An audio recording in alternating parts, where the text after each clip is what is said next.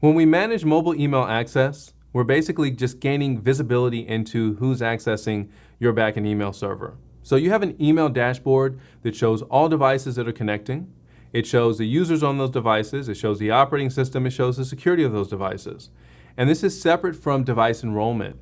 This is going to be only devices that are connecting to email management, and you can choose to block those devices if needed.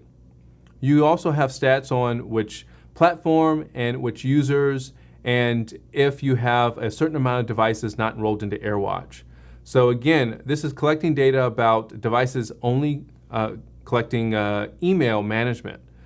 You do have a separate device dashboard if you're interested in locating the devices themselves. Now, one of the more powerful features of your device dashboard is going to be able to whitelist or blacklist. Now, whitelisting means that no matter what's going on with that user's device, they will still have email access. Blacklisting means that even if the device is compliant, it matches and supports all of your rules, we can still block email access because maybe the device is lost or stolen, and we need to make sure the email doesn't go out to that device. There's a list of filters, and these filters allow you to find specific characteristics, like all devices that are being blocked, all devices that are being whitelisted, all the devices that have been seen in the last hour. You can filter out these devices or even use the search box on the top right-hand side of the console to find a specific device that you're looking for. Great for troubleshooting. If a user says that they're not receiving email, this is the first place you should start. Now, we have the override settings. So this is where we actually see the whitelist and blacklisting occurring. So you can go to override, you can go to whitelist, give maybe your VP access to email no matter what happens. Even if they forget to set a passcode on their device, they'll still receive email because they should always have email access. And this is what the rule is saying.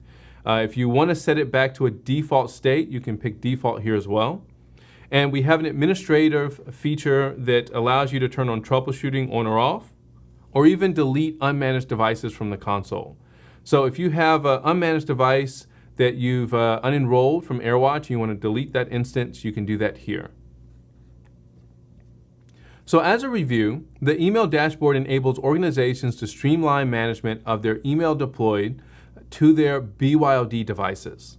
So how could an administrator view a detailed list of only devices being blocked? Go ahead and click on Filter and see your blocked list. How could an administrator share this data with their supervisor?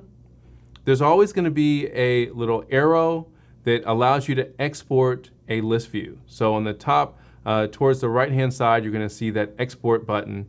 Go ahead and click on that and it'll export out a PDF of or a spreadsheet of that list view. Now, if an executive called the help desk questioning for a device to have access to mail despite non-compliance, how could the help desk accommodate this request? So again, we can whitelist. So make sure you go to your override feature, click on whitelist, and you can whitelist that device so that executive can still receive email access.